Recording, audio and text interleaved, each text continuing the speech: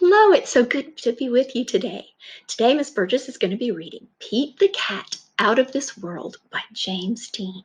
I picked this book because you all know how much I love outer space and space.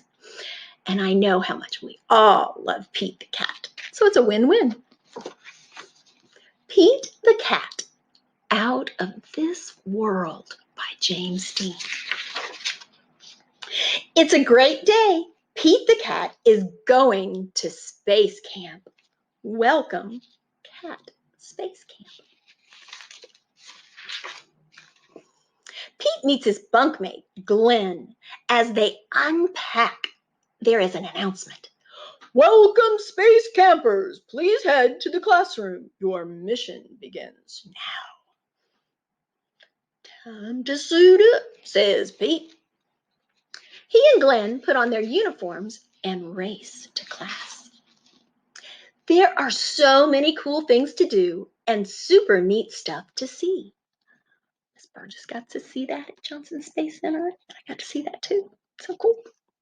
Astronauts Tom and Chris talk about their trips they've taken, and they give a sneak peek at future space trips, maybe to Mars.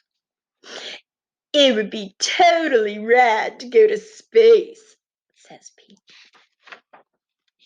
The campers find out what it feels like to be an astronaut. They go in a zero-gravity chamber. They ride in a rover. Miss Burgess got to ride in a rover like that at Johnson Space Center. It was so cool. They even build rockets. Pete's rocket flies very, very far. Way to go, Pete, shouts Glenn. Next stop is Mission Control. We have some exciting news, says Tom. Our next flight leaves today.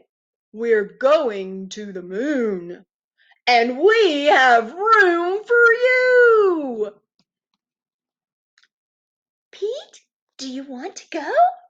Asked Sally. That would be awesome, says Pete. In 10 minutes and 5 seconds. The countdown begins. Getting closer and closer and closer. It's time to buckle up and settle into the space capsule. 5, 4, 3, 2, 1. Lift off! There they go.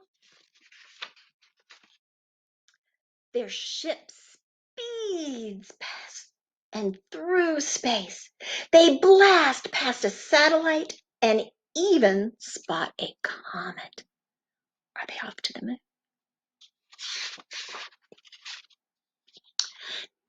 Tom and Sally have a rocking surprise for Pete. His guitar.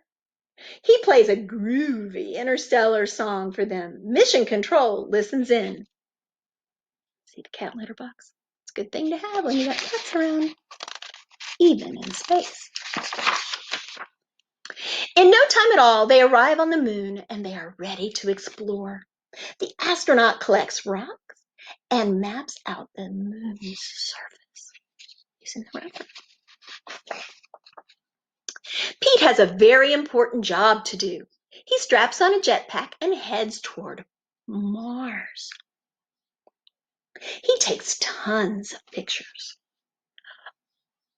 Oh no! Pete lost track of time and the moon is very far, far away.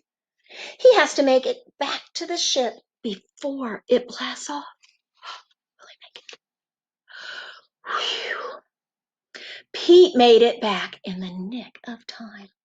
The astronauts head home, and there's time for a few more toots. Pete sure knows how to make an entrance. Pete's trip to outer space was out of this world. Still, he's psyched to have his feet back on solid ground. Rock on, Pete! that was fun. Did you notice something while Miss Burgess was reading? Did I use the same voice all throughout the book? I didn't, did I?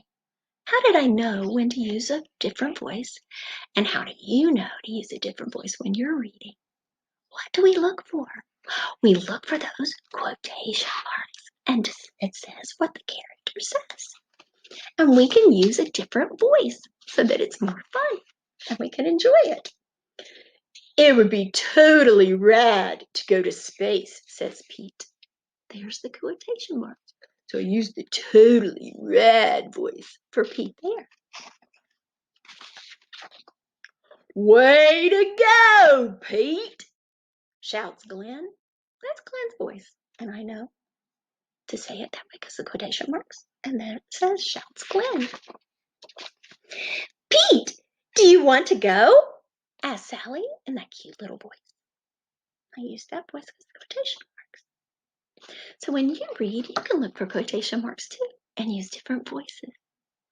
Please enjoy reading every day. Stay safe, stay healthy, and know how very much I love you.